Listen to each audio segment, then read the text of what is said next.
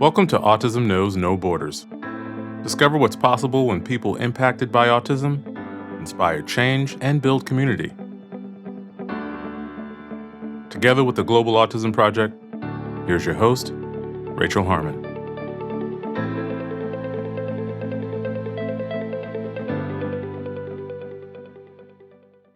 Hi, everyone. Today's guest is Eileen Lamb. Eileen is an autistic self-advocate whose son is also on the spectrum. Eileen hosts a blog called The Autism Cafe, where she posts articles and resources for parents. She published her first book last August called All Across the Spectrum. You can also find her photographs on Instagram at The Autism Cafe. Eileen and I discuss her son's diagnosis and his progress from receiving ABA services. It was especially interesting to hear about her experience receiving a diagnosis as an adult.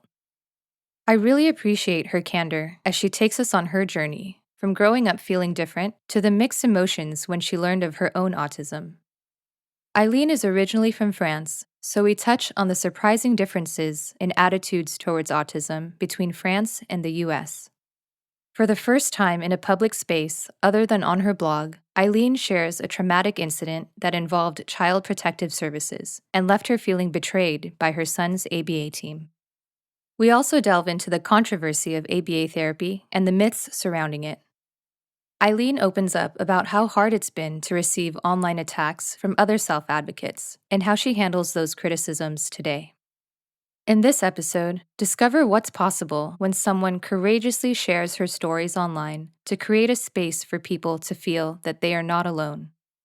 You can find links to learn more about Eileen on our show notes at autismknowsnoborders.com. I hope you enjoy the conversation as much as I did. And now, I present you, Eileen Lamb. Hi, Eileen. Welcome to the show. Hi. Yeah, we have a lot of interesting topics to cover today. Yeah, I'm excited to talk with you. So, Eileen, you're a writer, a photographer, and a mother to two beautiful sons. Charlie, who is, how old is he? He's going to be 7 in a couple of weeks. And Jude, the younger brother, how old is he? He's 4.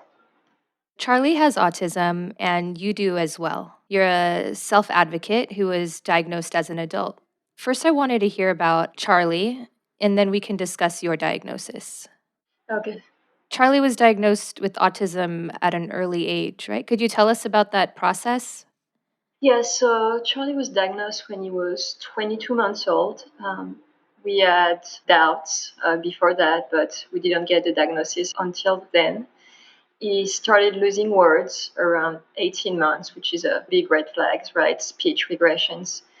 And that was really the first time we started being worried about something more than just delays going on with Charlie. He also started lining up his toys all day long, like not just, for fun, 5 minutes here and there, like all day long. He would just line up his cars. And if someone came to like move a car out of the line, he would have a meltdown for like an hour. And, it was our first child. We didn't know if it was normal toddler behavior or more than that. So we asked for help, early childhood intervention. And, they told us, yeah, he's delayed and he qualified for speech therapy, occupational therapy. We had parent training too. But after 2 or 3 months of ECI, no progress were made.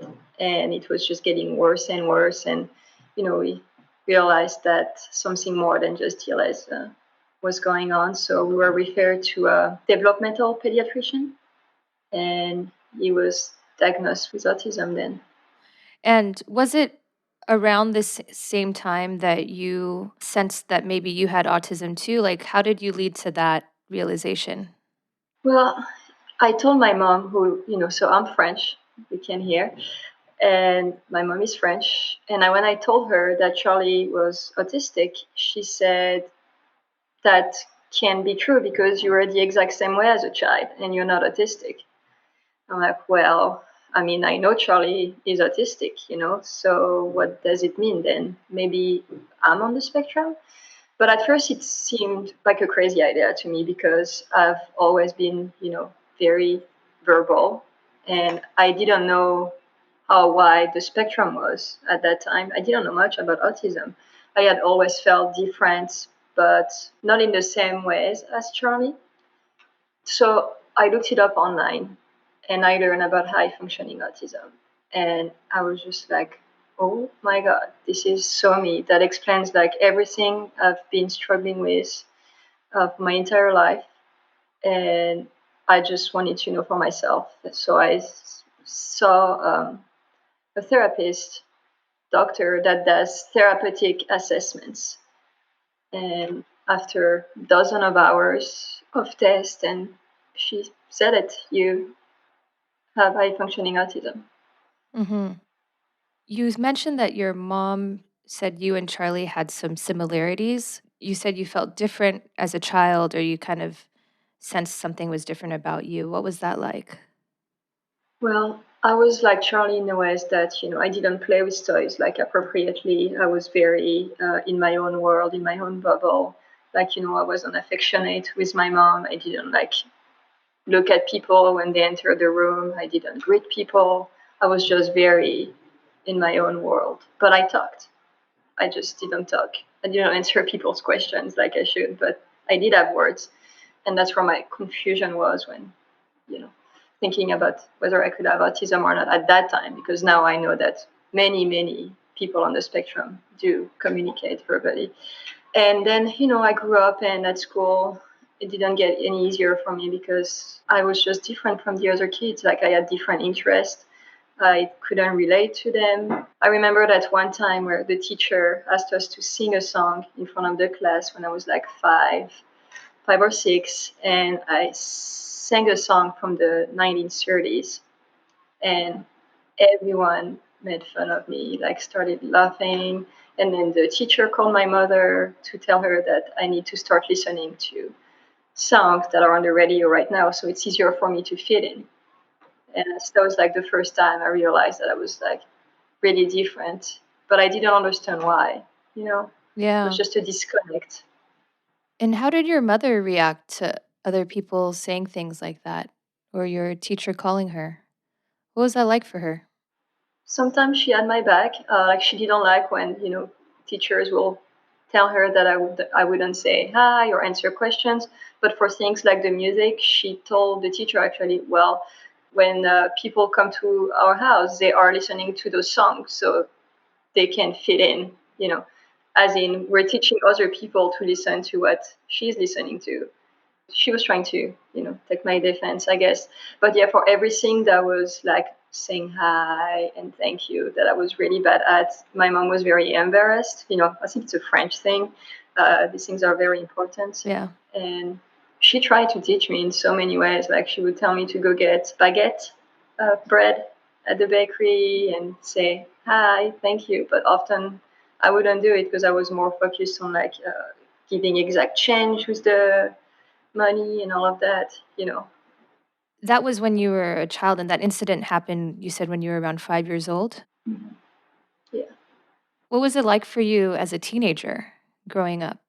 That was even worse because I think the older I got, the more aware of my differences I was. I had people make fun of me the way I walk because I've always been a little bit like clumsy, and it just gets harder and harder as you get older. Also, people made fun of me for having good grades at school and caring about that stuff, Yeah. which is so stupid. And people pushed me down the stairs one time too. It's really scary. I remember like no one had taught me that I needed to wear a bra. So at puberty, they passed a petition during class, petition to get Eileen to start wearing a bra. I felt so embarrassed, and like basically I needed to be taught every little thing that was natural for other people, and I was made fun of for that. Did you have any friends? I did have like the other quirky kids to hang out with. Yeah. Mhm. How old were you when you left France? I was 21. And you moved straight to Austin, Texas, where you are now? Yeah, I moved here to be an au pair, just like a nanny, and I never left. Okay. So let's go back to France a little bit so I can understand. You were there until you were 21. I actually used to live in Paris for a couple of years too. I mentioned when we Yeah, met last week. But I think when I was there, you had left already because I was there from 2013 to 2015. yeah, I was in there. And I was practicing ABA, Applied Behavior Analysis, and we'll talk more about that later, what that is. And, I was really shocked about the attitudes and understanding of autism in France. But since you grew up there, I think you could explain it better. So, could you tell us a little bit of how autism is viewed there? Yeah, it's still really bad. First of all, people don't know much about autism in France. So they either picture Rain Man or those characters in movies, or really the autistic person who just like rocks all day and really can't do anything other than that. But kids who are diagnosed with autism can get help. They can, but first of all, there are not a lot of therapy centers there. Like here in Austin, Texas, we have probably 30 ABA therapy centers. In France, there isn't even one in each city. And to get access to that therapy, parents need to pay out of pocket, which is really expensive. So even cities who have these centers, the therapy is not accessible for everyone. But more than that, it's just that people see autism as just, I mean, it is a disability, but they use it as an insult. It's like, oh, you're so autistic, or, retard. And they use words to describe autistic people that are so damaging. And when I say they, it's not everyone in France, but a lot of people there, and it's not understood. Autism is not understood. It's not diagnosed as much as in the US, which is why someone who's high functioning like me, didn't get diagnosed. And actually, some parents still have their kids taken away from them. There are few open cases still in France because some doctors believe that autism is caused by the mother. And that's 2020, right? This Wow. is Yeah. not from years ago. This is still happening in France. So yeah, I've seen some studies that says that France is about 50 years behind when it comes to autism understanding, acceptance, diagnosis, and helping autistic, basically. Yeah. I remember reading a study about this child who was wrapped in cold towels as a form of therapy to snap the autism out of him. I saw that, yeah. Yeah, yeah, it's still being used, which is crazy. Yeah. When I was there, I was doing music therapy with a boy who was about 6 years old. He was very aggressive and he had a lot of self injurious behavior. Like he would hit his head and bite his hand because he just didn't have the language skills to communicate.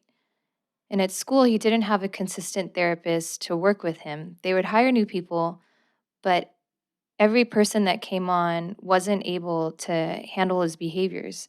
He would run away from them or be aggressive towards them. So everyone would quit, and there was a high turnover of staff at the school. And because they didn't have the staff and the resources to support him, the school just kicked him out. So he stayed at home for, I think, 3 months because there was just absolutely nowhere for him to go. So I was really surprised to learn that the school system there in France and the government aren't protecting these vulnerable people. This would never happen in the US. I agree. I know people have this image of France that is so, like, France is so amazing, especially when it comes to healthcare and stuff. But I could never go back to France just because of autism, right? Charlie wouldn't be able to get the care he gets here if we were in France. So, Right. Okay, let's go back to you and your diagnosis at that time. You came to Texas when you were 21. How old were you when you were diagnosed? 25, I believe. Okay. 25, yeah. What was that like for you after so many years? Did you feel like you got some answers or? Yeah, well, it was both. I was kind of relieved in a way because I was like, wow, everything I went through in France wasn't my fault, It was autism. Like, a lot of things I didn't have control over, like how I couldn't go to concerts with my friends and why I couldn't like go grocery shopping without freaking out when everyone could do that, it seemed. I always thought something was wrong with me. And so that felt very validating in a way, like it wasn't my fault. But on the other hand, I was like kind of upset that it took so long for me to get diagnosed because what if I had gotten therapy when I was a kid? Early intervention makes such a big difference. And then I wonder how people were gonna see me. Like, was that gonna change how people see me knowing that? Was that gonna be used against me in any way? So I was both relieved and anxious about it. Hmm. And how did you feel about the diagnosis of Charlie? Charlie's diagnosis was, by the time he was diagnosed, not a surprise. It was just a relief, honestly, because we knew we needed a diagnosis to get him into ABA therapy. And all the therapists that had seen him were like, you need to get him into ABA therapy, but which you can do without an autism diagnosis. So it was really just a relief. But that time, I knew deep down he had autism. You know, I had read everything about it, talked to so many professionals. He had taken, the MCHAT, Yep. which he scored, is it 18 out of 20, and the risk for autism is like anything above 3 or something like that. It was pretty clear to everyone around him that he was on the spectrum. So when the diagnosis came, it was just confirmation and a relief that he was going to be able to finally get the therapy he needed. Had you heard of ABA therapy before? On the internet, and I was very scared at first because everything I read said that it was like dog training and that, it didn't respect the autistic person.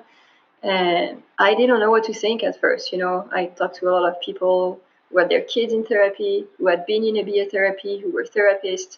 And then I decided to trust the doctors over what people were saying on the internet. I was like, I'll try it. And if it doesn't work, we can stop. It wasn't like a definitive thing. And the therapy sessions were in home at first. So I could see everything that was happening and see if I was comfortable with it. And I was. So that was so amazing. And Charlie made progress pretty quickly. Yeah, that's great. So he still receives ABA therapy now. Yeah, he does. He's been in ABA for almost 5 years. Well, actually, 5 years. Yeah.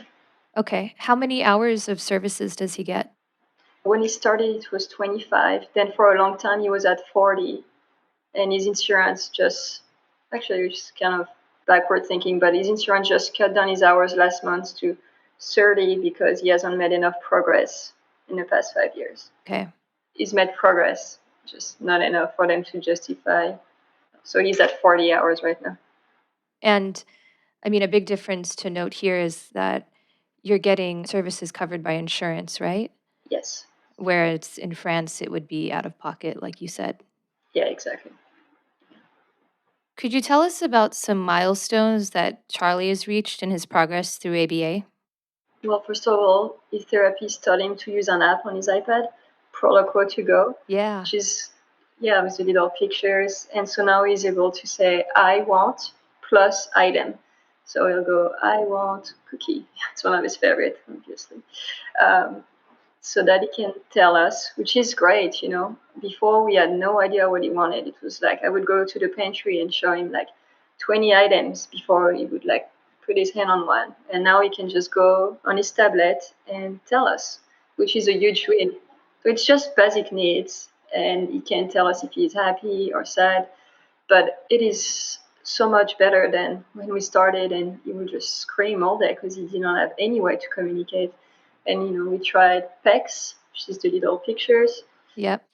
Let me just explain for people who might not know. PEX is a form of alternative communication, and it stands for Picture Exchange Communication System. It's usually a binder or a board with laminated paper and Velcro. And the idea is that the student exchanges the pictures for items that they want. But, it's a little bit archaic these days because the pictures get lost and you have to constantly be making new ones. So it's not the most efficient system. So it's great to hear that Charlie's moved over to Proloquo to Go, which is an app that can be downloaded on a tablet. and he can just bring it with him wherever he goes. And that's his voice. That's the tool he uses to, like you said, let you know what he wants. Yeah, basically, Proloquo is the digital version of Bex. Exactly. Yeah, and he brings it with him everywhere. And since he loves technology, he reacted to it much better than with Bex. With Bex, he would just throw the cards, not even look at them. So, we did a lot of trial and error, and we found something that worked for us. So that was great. Charlie's is coming to people a bit more. He's not doing it in a way that, it's still Charlie, but he comes to us sometimes. He's a bit more affectionate, and it's just really nice to have that. So that's a big progress. He has a few vocal words like tickle me, because he loves tickles, and cookie. So he started having words when he was 5. So, he still only has like 20, but it's something. Yeah, and that's really when you can see the decrease in that frustration, right? And those so-called challenging behaviors that are really just out of a lack of means to communicate. Yeah, that was the main thing for us when, we started therapy. We wanted to decrease this frustration because seeing your child cry without knowing how to help him is just like so heartbreaking as a parent.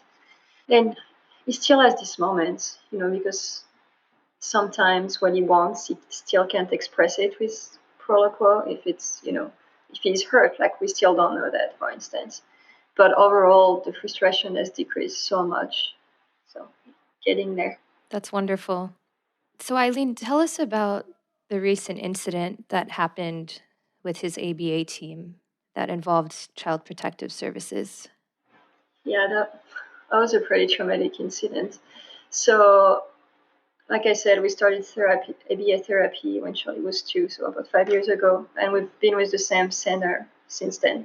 So these are people who know us, who know Charlie, people we really trust. And so when Charlie developed new behavior, I have I never hesitate to tell his team of therapists, what is going on, even if the behavior are kind of awkward to talk about.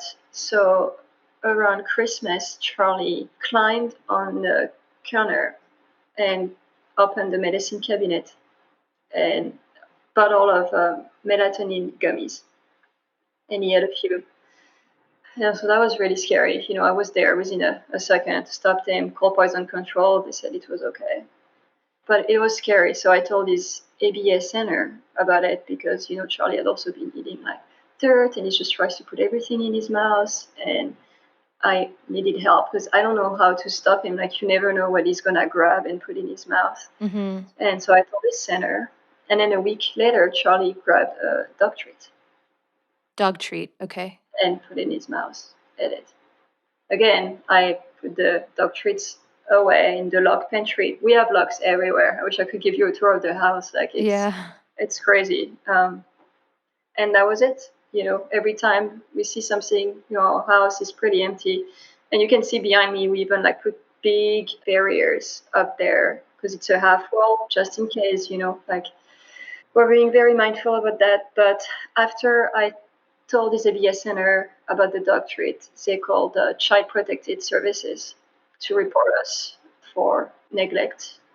And I felt so betrayed. I never saw it coming. I wanted help. We did everything we should have done, which is buy, more locks, put things away that he got into. And So they sent someone from Child Protective Services to your house, right? yes, they did. And so they asked us questions. They also went to my youngest son's school, took picture of Charlie, all of that. It just felt like so intrusive. But then they came here and they saw that our house was secure and had locks everywhere. And the case was closed, pretty quickly. Like, they saw that we were not like neglectful parents, but it still left scars for me. Yeah. So, and you had no heads up at all. I mean, you trusted the ABA agency or the team, and they went behind your back and called CPS on you Yeah. without even having a conversation with you. And that's the thing. We told them, like, why did you not call a meeting with us, And we communicate so often via email and text. Like, why not talk to us first if you're worried? Mm-hmm. So we can come up with a plan together so you can express your concerns. And it just felt so like they jumped so many steps in the process.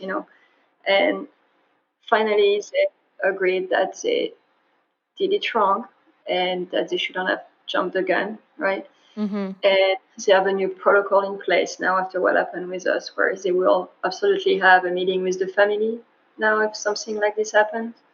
They just felt like they had to because they're mandated reporters, Right. but they can still use their better judgment. Yes, that is not a reason to call Child Protective Services. If you have a child who has pica, which is what you're describing with Charlie, like eating unedible items, it's expected for them to put things in their mouths. And, if you called CPS every time it happened, that just wouldn't even be reasonable. Yeah, it's crazy. Do you still get services from the same team? We do, actually. We're not sure what to do because it was such a big breach of our trust, and we're not sure we're going to be able to trust them again. But we decided to stay there. Charlie's known them for so long, and we just thought about Charlie first. And I think it's better for him at that time to stay with the same team. And that's just a reflection of how good of a mother you are and how good of parents you both are to put that behind you and just move forward for the best interest of Charlie. Thanks. Yeah, I thought it was a pretty hard decision to make, but I feel good about it. Hmm. Do you think you can ever have the same relationship with them? That I don't think so. I'm like very fearful to tell them about new behavior, like Charlie at paper towels this weekend, and now I'm afraid to tell them. Well, maybe they're gonna see this, but I don't know what to do about this anymore because I still need them to help us with these things. But if I can't share with them 100%, like how can they help us fully? You know what I mean? Yeah. So we're getting there slowly, and I'm trying to let my guard down and trust them, but it's gonna take time. Yeah, I can imagine. So I just want to say that that behavior of that team is not typical of what a regular ABA agency should do. And I think they've realized that by implementing new policies around this. But aside from this, ABA is a very controversial topic, especially among the autistic community. Some people think of ABA as that strict therapy, probably what you were finding on the internet when you first Googled it, like kids sitting at a table for many hours, like the old school Lova style in a sterile room. But ABA has evolved over the years, and now they're trying to adhere to a more naturalistic environment approach, like following the child's lead and building on their strengths. But the truth is, some adults with autism who have received ABA are a bit traumatized from the old ways that it was done. And there are also some adults with autism that are just simply against ABA altogether. And I understand that some of these people have reached out to you in protest of what you're advocating. So what have they said to you, and what's that been like? It's been so hard for me to deal with the hate online, especially because it comes from people who, after I was diagnosed, thought were gonna be my friends because they're autistic too.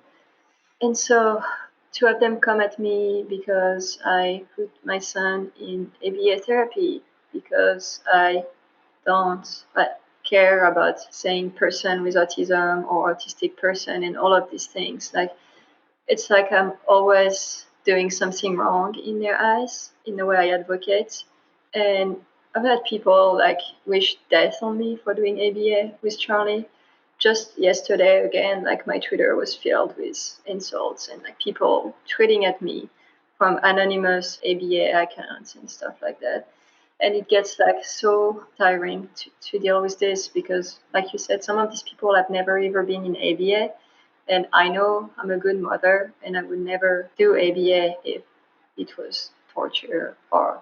And what they say is that ABA is trying to take the autism away from the child. It's trying to make them normal, which is totally not what ABA is. ABA is here to help the child become independent and safe, and maybe to learn to like communicate, to decrease the child's frustration, which is what we should all want, right? It's not to make them normal.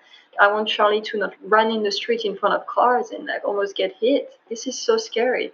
And ABA can really help with that. And they have helped us, by helping him to learn the word stop and all of these things. Like not putting things in his mouth. That's something ABA can help with too. Like all of this dangerous behavior, the ways it taught him to communicate with protocol. Like, it's not because I want him to be normal. No, I just want him to have like the best shot possible at life. Yeah, to be independent, right?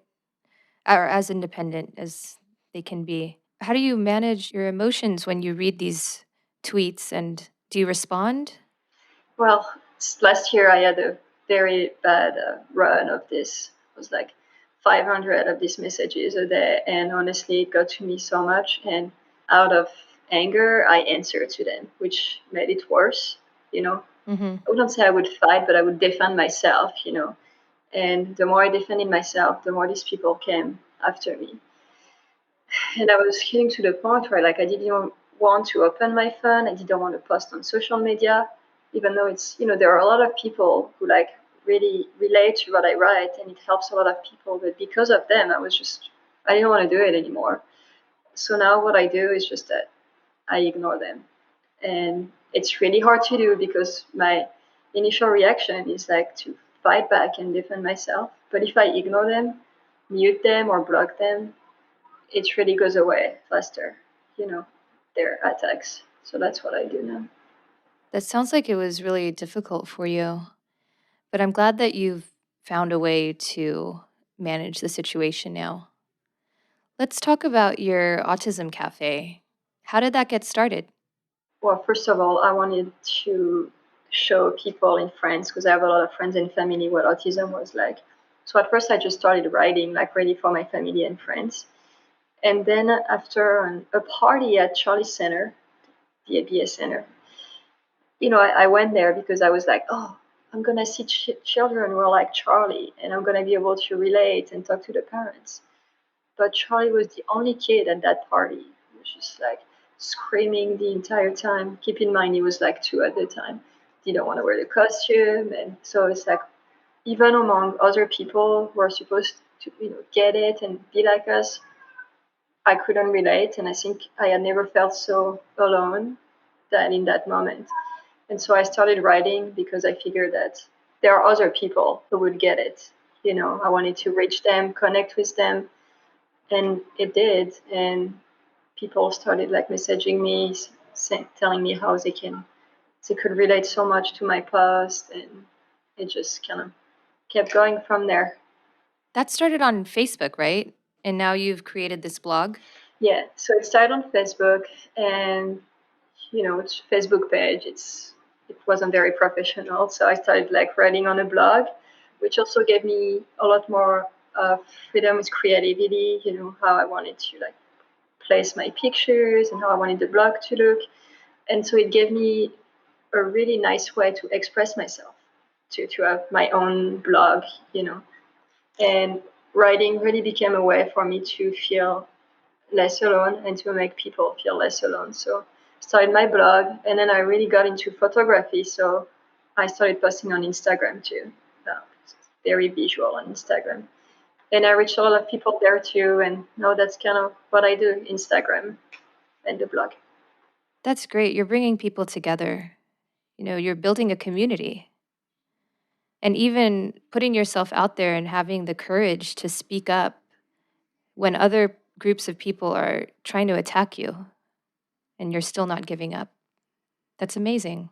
Yeah, thank you. It's hard, and every time I get a message that tells me, "Thank you so much for what you're doing. I want to talk about autism, but I've done it, and I've been attacked by autistic adults, and I just don't have I can't do it. I can't take it. I don't know how you do it. And it just like motivates me even more to like keep writing for these people, you know?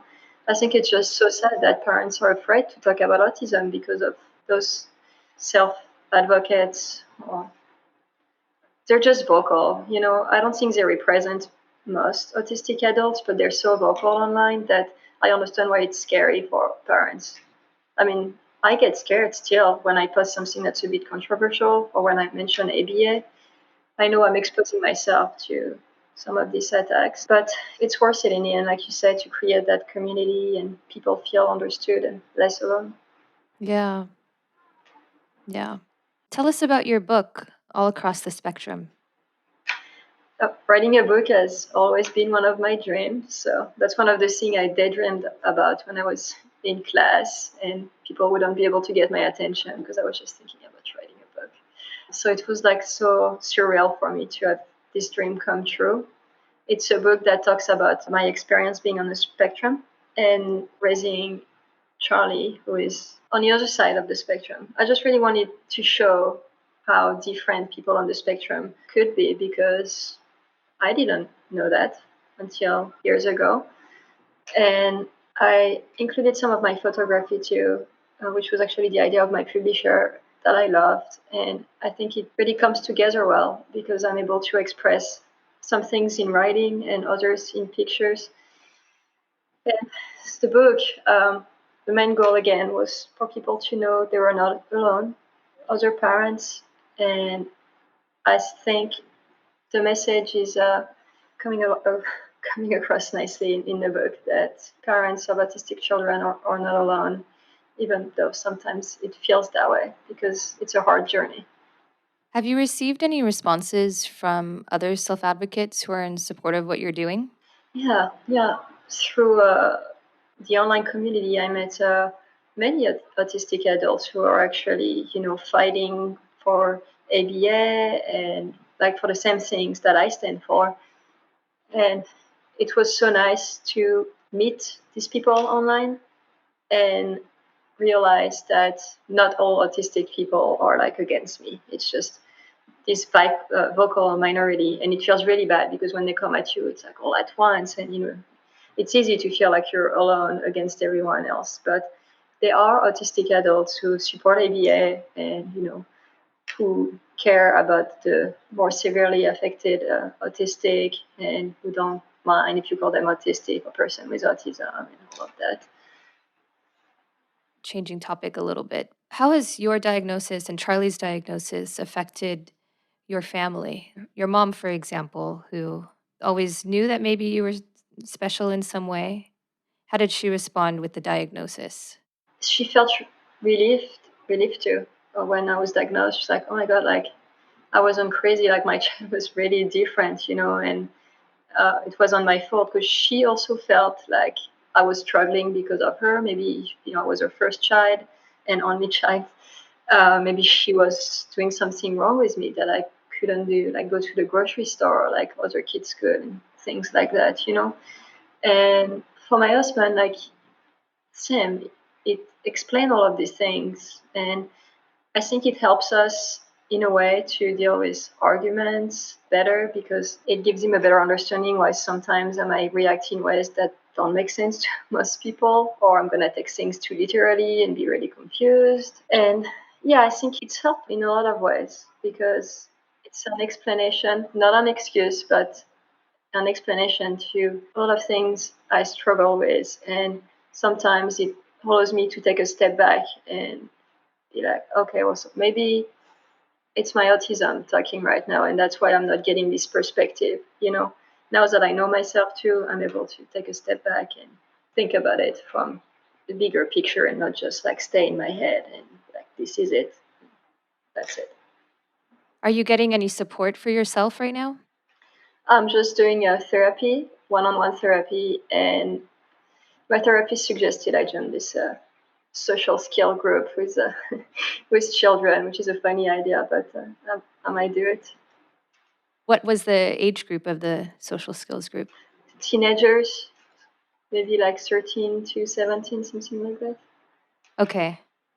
Might be worth it. Yeah, you never know.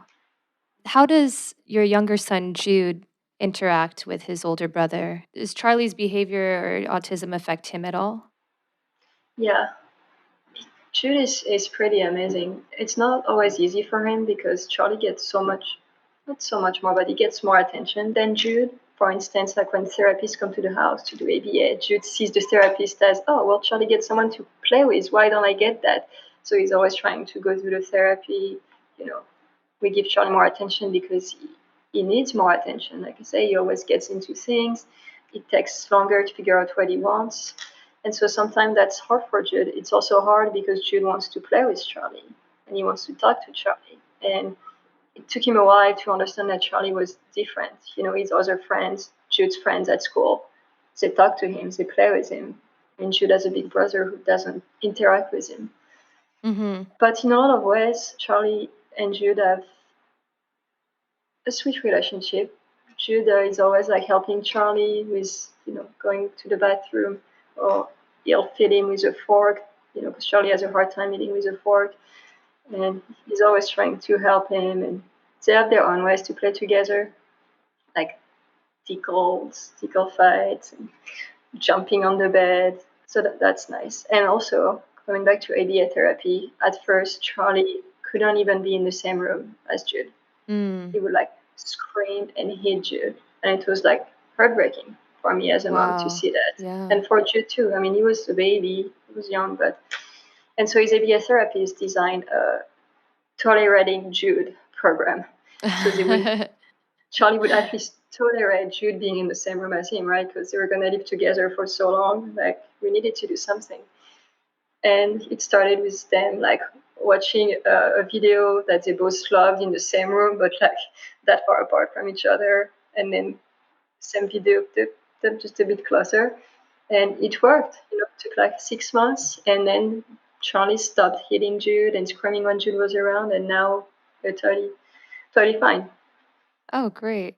Yeah, it's really common for the sibling who's neurotypical to seek more attention because someone's coming to play with their brother or sister. And that can sometimes be hard on them. Yeah, I totally get it. That's why we try to spend like one-on-one time with Jude whenever we can, so he doesn't feel like he's not getting attention. Do you explain what autism is to him? Is he old enough to understand that? Yeah, yeah, I did. I think Jude is pretty mature for his age because he gets it. Like when Charlie, well, I don't know if he gets what autism is, but he gets that that's what's making Charlie different. Like when he tries to get Charlie to play and Charlie doesn't play, he comes back and he says, Charlie doesn't want to play. He has autism. Or when Charlie, is screaming and can't tell us what he wants, he tells us, is it because of autism? No, that. And I told him, like, I had autism too. And he said, well, you have a little autism then. And Charlie has a lot. I was like, Oh, yeah, you can say it like that. I right. have a little autism. Yeah, it's funny how they conceptualize things at that age. Yes, that was cute. So, Eileen, we're going to have to wrap up here in a little bit. Do you have any messages to share with autistic adolescents who might be struggling with something in their lives? Yeah, I think the main thing is to know that they can do it and it's not their fault if they can do certain things like other people, and it's okay. I think it took me a very long time to accept that I couldn't do things like other people, and it was okay. I always felt very guilty about not being able to, go to concerts with my friend, or not being able to go to the grocery store with my mom because it was too loud. But it's okay.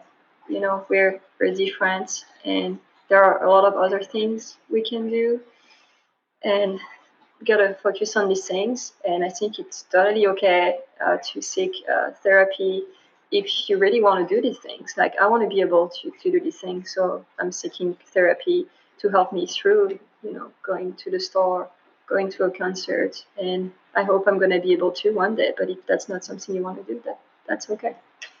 That's beautiful. So, just accepting who you are, wherever you are, and whatever that is. Yeah. Eileen, it's been an absolute pleasure chatting with you. Thank you so much for having me.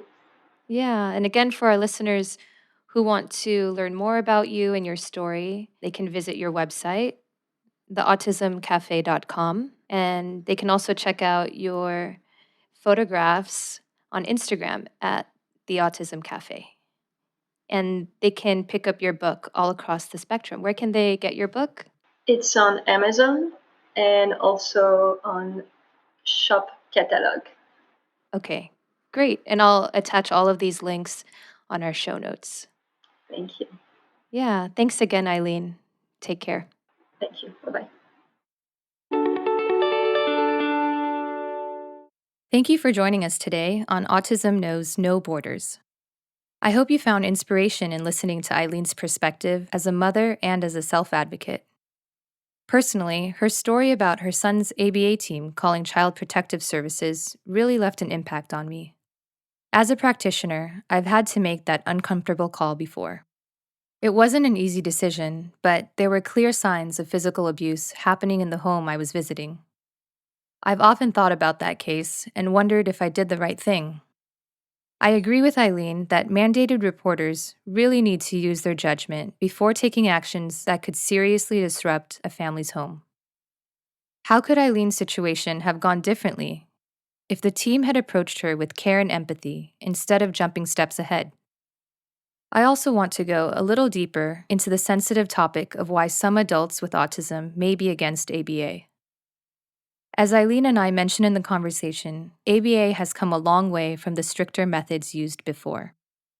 I acknowledge that some adults who received ABA when they were children may have been traumatized. They might have felt that they didn't have any agency in what was happening to them.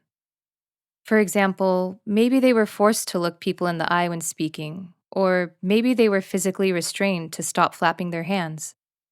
I've heard of programs like these causing extreme pain for the individual. While some cultures associate eye contact with intimacy, trust, and respect, current research suggests that for some autistic people, looking them in the eye when speaking could inadvertently be inducing anxiety. This could be due to oversensitivity of the parts of the brain responsible for emotional perception. With respect to self-stimulatory behavior like repetitive hand flapping or rocking back and forth, simply interrupting such behaviors without a socially valid treatment plan could result in distress. The individual may be trying to self-soothe to compensate for a sensory issue. I imagine this could be compared to having a burning itch that you can't scratch. The truth is that self-stimulatory behavior is so complex and multifaceted. With that being said, the neurodiversity movement suggests that society needs to adapt and be more tolerant and not expect the individuals with autism to change. On the other hand, most practitioners in the field of ABA believe there needs to be a middle ground where we respect individuals to freely be themselves, but also teach necessary skills like functional communication and activities of daily living. For example, modern ABA programs include teaching how to ask for what you want or how to say no. These basic phrases are the building blocks for communication. Safety skills are also emphasized. As Eileen mentioned, her son was taught to not run in the middle of the street. We also encourage independence in toileting, feeding, and dressing. Now, if a self-stimulatory behavior is interfering with a child's ability to function, we may modify the behavior to some extent, such as teaching them appropriate times to engage in it so that they're ready to learn more skills during teaching opportunities. But if it's just an occasional hand flap, we should let it go, with the understanding that we all have our quirks. I know there's a lot that could be said about this topic, and I'm truly interested in what you have to say. Feel free to reach out to us at autismknowsnoborders.com. Thanks again for listening.